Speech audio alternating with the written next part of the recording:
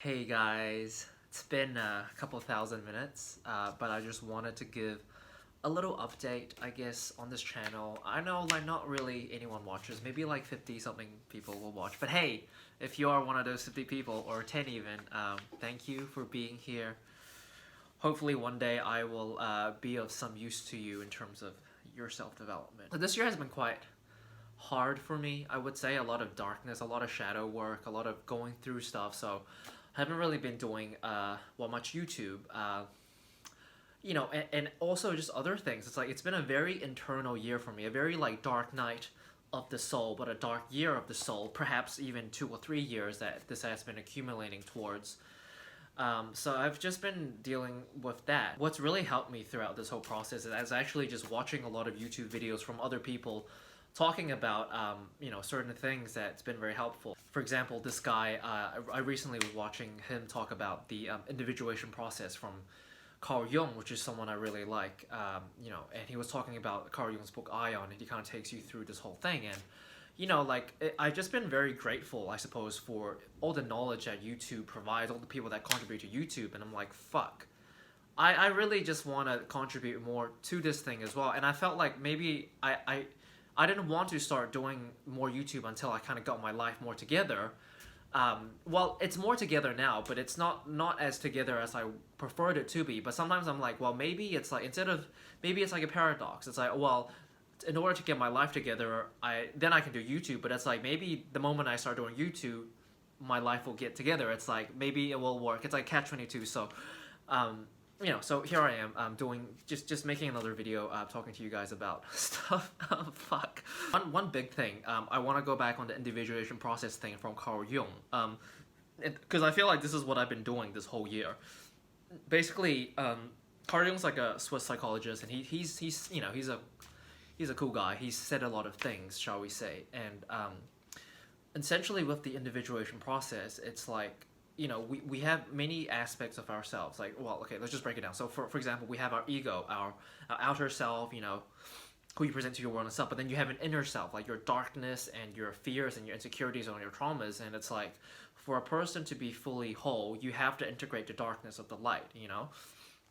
So you have to face your shadows, face your weaknesses, face all your traumas and stuff like that. And in a way, this is what enlightenment is actually about. It's not necessarily about, going up to a mountain and meditating, until you get off somehow. But it's like, it's really about transmuting all the fucking prima materia, like the raw materials of your soul, into something more refined. And look, we have a lot of like dark, like nasty shit inside of us, right?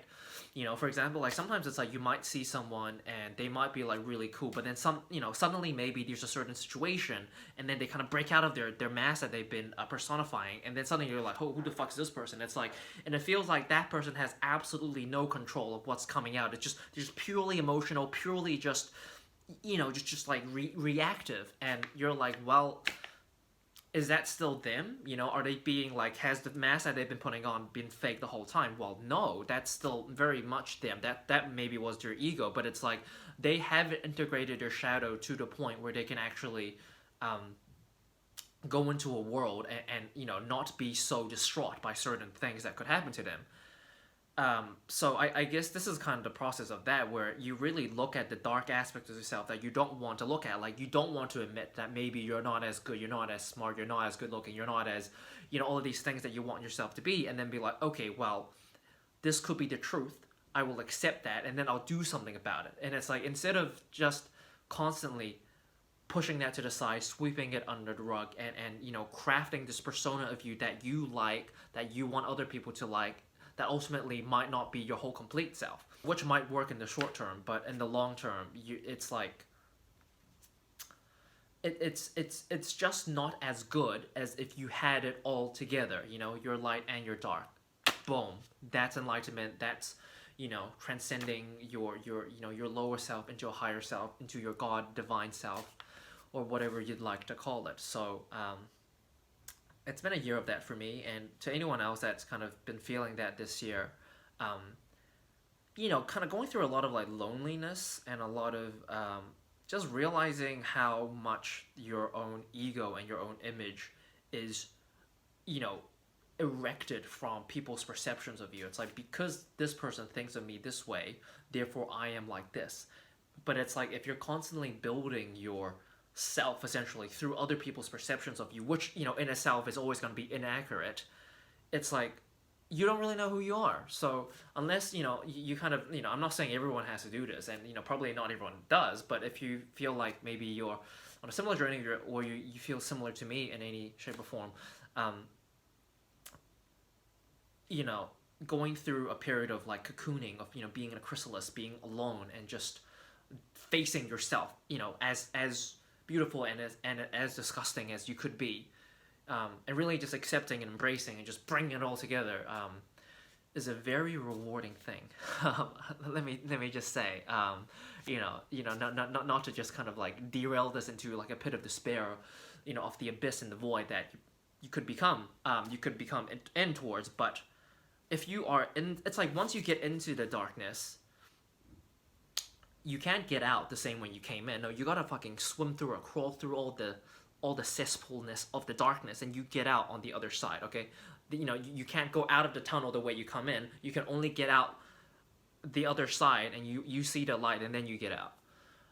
But when you get out, holy fuck, it's like, that is a transformation of you becoming, like a phoenix, getting broken down, solve et coagula, right? Dissolve yourself, then reform yourself into something more refined and pure. That's basically the alchemical process of transmutation that I suppose alchemists subscribe to, from a philosophical, spiritual standpoint. I think it's super important that everyone goes through some sort of this process, and I feel like, honestly, this should be really taught in schools, like how to fucking manage your inner your mind and your soul, or whatever, like your inner state. Because like if you don't do that, like you'll always be a shell of what you could really be, like this kind of orchestrated masquerade of a person, rather than the true person that is within you, that I feel like is gonna make you the happiest and feel the greatest, and contribute the best to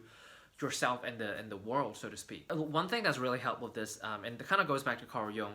So Carl Jung has a thing where it's called analytical psychology, which basically is the foundation, from what I understand. I'm not an expert in this, so to say, but of Myers-Briggs. So if you're into like MBTI, like you're like an INFJ, ENFP, whatever, that kind of thing. Like that's basically based off Carl Jung's research, and like if you just do it on, let's say, 16 personalities, which is where a lot of people do it, it's like that's actually not based off Carl Jung. That's actually the Ocean personality test, but like just like rebranded into Myers-Briggs. That's why you have an extra letter, but that's not actually it. So what if you and I think I implore everyone to do this, because like you'll find out so much about yourself, like learning about yourself and like how you kind of function, as in a more systematic, machine-like manner. It can really help you identify your strengths and weaknesses. So when you get into Myers-Briggs, don't just have your 4 letters and be like, whoop-de-doo, I'm an INFJ, therefore this is my ego. And it's like you're just actually putting on more layers of kind of like just like like your fucking persona that you shoot to the world. But it's like, okay, great, you are this certain type. What is really helpful is actually when you learn about the different cognitive functions and how it impacts you. Like for example, like an INFJ, they have introverted feeling as a it's like a, I don't know, like a, not an inferior, maybe it's an inferior function, or it's like a critic function. This is what I'm learning from this guy called C.S. Joseph, which I'll link below if you want to learn more. But basically, it's like I basically constantly feel like I'm a piece of shit and I'm not worthy of a lot of things, which is why I'm so prone to wanting to receive validation and recognition, which then kind of produces people-pleasing things, because it's like, well, if I can make people like me, then I have validation, therefore I won't feel like a piece of shit. And there's like a lot of things like that, and everyone has let's say strengths and weaknesses that they will have. I don't want to just talk all about INFJ because maybe it won't apply to a lot of people, but from what I've learned so far about my cognitive functions, it's been very, very enlightening, very useful, and figuring out my shit and being like, holy fuck, I do that. And maybe it's something you've always felt, but then when you actually read it and they say this is something you might be prone to, you're so much more likely to be able to, let's say, improve to strengthen a weakness or to reinforce a strength. Look, I'm really into like anything kind of personality related, like whether it's like astrology or human design or Myers-Briggs. I think knowing yourself is actually so important. Like I think it's fun. People do it. It's like, oh, what Hogwarts house are you and shit like that, and it's fun. And it's like you can kind of get your ego off a little bit. Just be like, hey, I'm a fucking Gryffindor, I'm a Slytherin or whatever, right? But okay, great, you have the superficial level of that, but then if you actually go in deeper and really figure out what you are, like, holy shit, you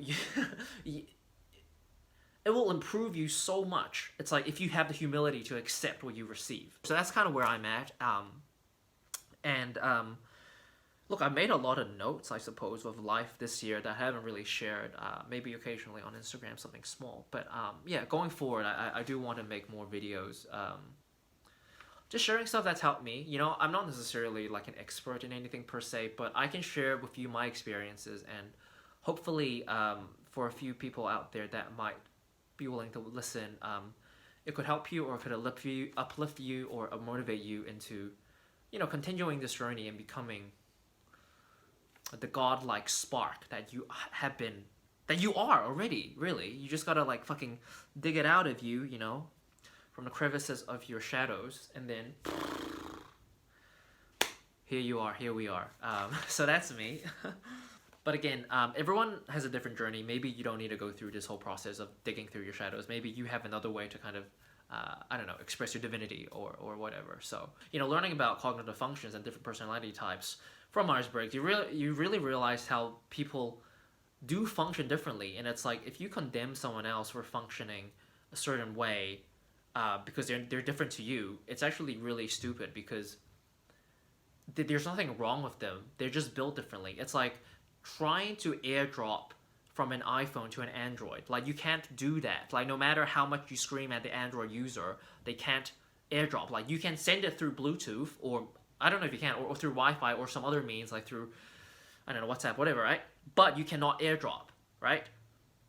So instead of like condemning them and thinking there's something wrong with them for not doing that, just realize, look, they operate things differently. Let's get over that and actually figure out how we can actually harmonize with each other and actually communicate. So that's something that's really important on a macro level.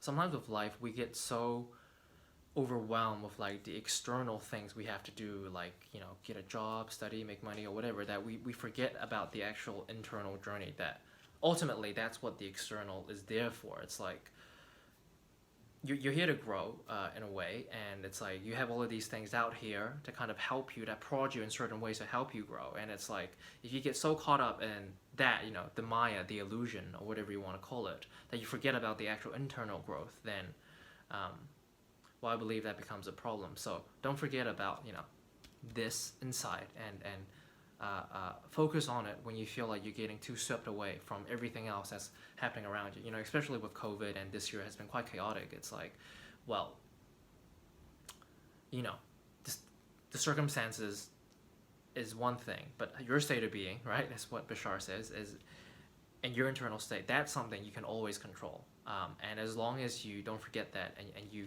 tap into yourself, then yeah, I think you'll be good.